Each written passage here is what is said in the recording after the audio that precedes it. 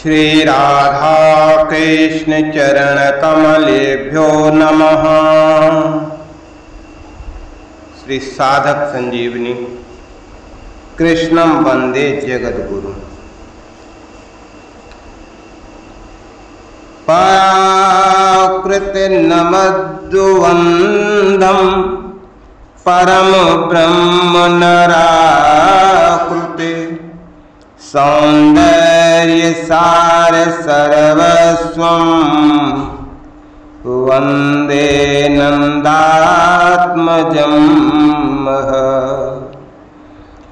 प्रपन्न पारिजाताय स्तोत्रवेत्रैकपाणये ज्ञानमुद्राय कृष्णाय गीतामृतं दुहे नमः।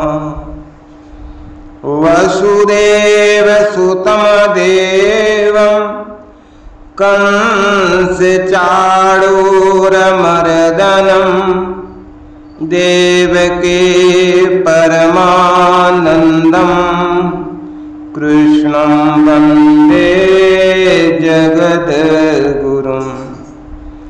वंशी विभूषितकरानवनीरदाभात् पीताम्बरादरुणबिम्बफलाधरोष्ठात् पूर्णेन्दुसुन्दरमुखादरविन्दनेत्रात् कृष्णात् परं किमपि तत्त्वमहं न जाने। भीष्मद्रोणतटा जयद्रथजला गान्धारनीलोत्पला शल्यग्राहवती कृपेण वहिनी कर्णेन वेलाकुला अस्वस्थामविकर्णघोरमकरः दुर्योधनावर्तनी सोत्तीर्णा खलु पाण्डवैः रणनदी कैवर्तकाकेशवः।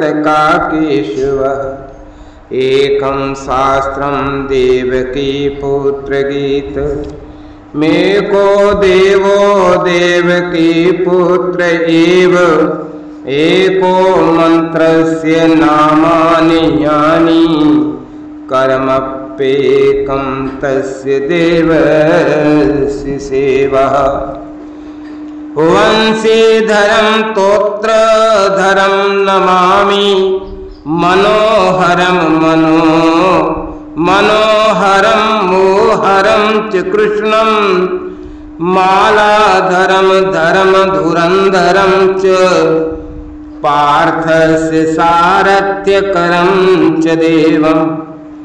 कर्तव्यदीक्षां च समत्वशिक्षां ज्ञानस्य भिक्षां शरणागतिं च ददाति गीता करुणाद्रभूता कृष्णेन गीता जगतो हिताय।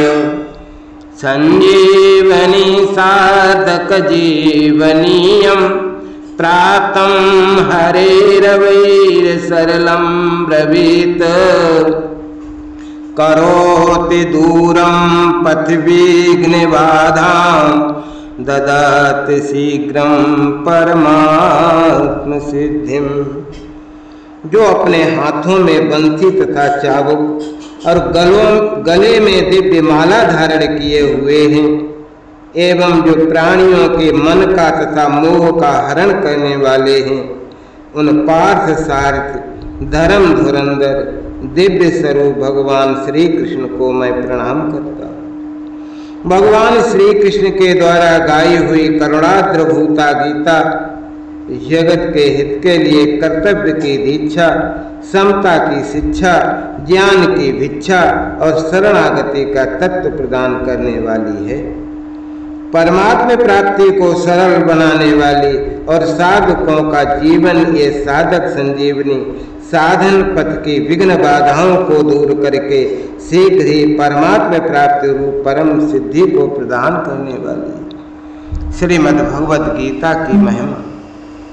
श्रीमद् भगवद गीता जी की महिमा अगाध है और असीम है। यह भगवद गीता ग्रंथ प्रस्थान त्रय में माना जाता है। मनुष्य मात्र के उद्धार के लिए 3 राजमार्ग प्रस्थान त्रय नाम से कहे जाते हैं।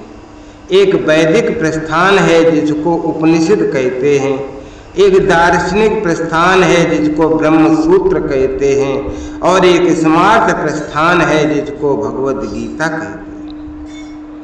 उपनिषदों में मंत्र हैं, ब्रह्म सूत्र में सूत्र हैं और भगवद गीता में श्लोक हैं। भगवद गीता में श्लोक होते हुए भी ये भगवान की दिव्य वाणी होने से ये मंत्र ही हैं। इन श्लोकों में बहुत गहरा अर्थ भरा हुआ है और गहरा अर्थ भरा होने से इनको सूत्र भी कह सकते हैं। उपनिषद अधिकारी मनुष्यों के काम की चीज है और ब्रह्मसूत्र ये तो विद्वानों के काम की चीज है, परंतु भगवद गीता सभी के काम की चीज है। श्रीमद् भगवद गीता एक बहुत ही अलौकिक, बहुत ही विचित्र ग्रंथ है। इसमें साधक के लिए उपयोगी पूरी सामग्री मिलती है, चाहे वो किसी भी देश का हो, किसी भी भेष का हो, किसी भी समुदाय का हो, किसी भी संप्रदाय का हो, किसी भी वर्ण का हो, किसी भी आश्रम का कोई व्यक्ति क्यों न हो। इसका कारण ये है कि इसमें किसी समुदाय विशेष की निंदा या प्रशंसा नहीं की गई, प्रत्युत वास्तविक तत्व का ही वर्णन किया गया। वास्तविक तत्व परमात्मा है जो परिवर्तनशील प्रकृति और प्रकृतिजन्य पदार्थों से सर्वथा अतीत है और संपूर्ण देश काल वस्तु व्यक्ति परिस्थिति आदि में नित्य निरंतर एक रस एक रूप रहने वाला है।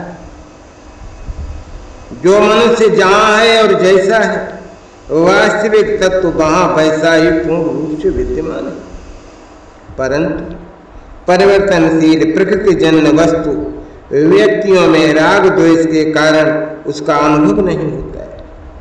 सर्वथा राग द्वेष रहित होने पर उसका स्वतः अनुभव हो जाता है। श्रीमद् भगवद गीता का उपदेश महान अलौकिक है। इस पर टीकाएं हो गई हैं और कई टीकाएं होती चली जा रही हैं, फिर भी संत महात्माओं विद्वानों के मन में गीता के नए नए भाव प्रकट होते रहते हैं। इस गंभीर ग्रंथ पर कितना ही विचार किया जाए, कितना, तो भी इसका कोई पार नहीं पा सकता।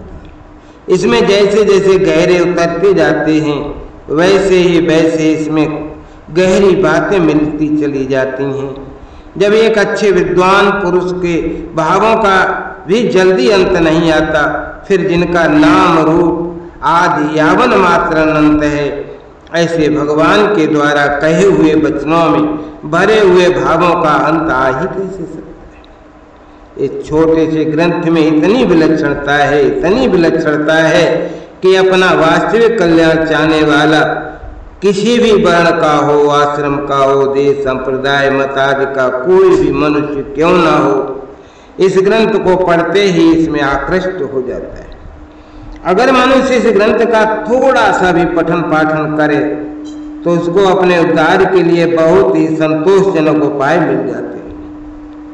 हर एक दर्शन के अलग अलग अधिकारी होते हैं, पर गीता की ये विलक्षणता है कि अपना उद्धार चाहने वाले सबके सब इसके अधिकारी। भगवद गीता में साधनों का वर्णन करने में, विस्तार पूर्वक समझने में, एक एक साधन को कई बार कहने में संकोच नहीं किया गया, फिर भी ग्रंथ का कलेवर नहीं बढ़ा। ऐसा संक्षेप में विस्तार पूर्वक यथार्थ और पूरी बात बताने वाला दूसरा कोई ग्रंथ संसार में दिखता नहीं है। अपने कल्याण के उत्कट अभिलाषा वाला मनुष्य हर एक परिस्थिति में परमात्म तत्व को प्राप्त कर सकता है, युद्ध जैसी घोर परिस्थितियों में भी अपना कल्याण कर सकता है। इस प्रकार व्यवहार मात्र में परमार्थ की कला गीता में सिखाई गई है। अतः इसके जोड़े का दूसरा कोई ग्रंथ देखने में नहीं आता। गीता एक प्रासादिक ग्रंथ है। इसका आश्रय लेकर पाठ करने मात्र से बड़े विचित्र, अलौकिक और शांतिदायक भाव स्फुरित होते हैं। इसका मन लगाकर पाठ करने मात्र से बड़ी शांति मिलती है। इसकी ये विधि है कि पहले गीता के पूरे श्लोक अर्थ सहित कंठस्थ कर लिए जाएं, फिर एकांत में बैठकर गीता के अंतिम श्लोक यत्र योगेश्वरः कृष्णो यत्र पार्थो धनुर्धरा तत्र श्रीर्विजयोर्भूतिर्ध्रुवा नीतिर्मतिर्मम, यहाँ से लेकर गीता के पहले श्लोक तक धर्म क्षेत्रे कुरुक्षेत्रे, यहाँ तक बिना पुस्तक के उल्टा पाठ किया जाए तो बड़ी शांति मिलती। यदि प्रतिदिन पूरी गीता का एक या अनेक बार पाठ किया जाए तो इससे गीता के विशेष अर्थ स्फुरित होने लगते हैं। मन में कोई शंका होती तो पाठ करते करते उसका समाधान भी हो जाता है। वास्तव में इस ग्रंथ की महिमा का वर्णन करने में कोई भी समर्थ नहीं।